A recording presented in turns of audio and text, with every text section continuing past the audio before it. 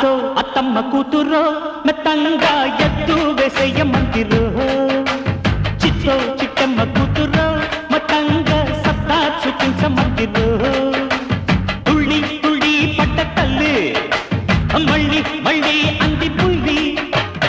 బాబువా నాకే కావాలి అత్తో అత్తమ్మ కూతురో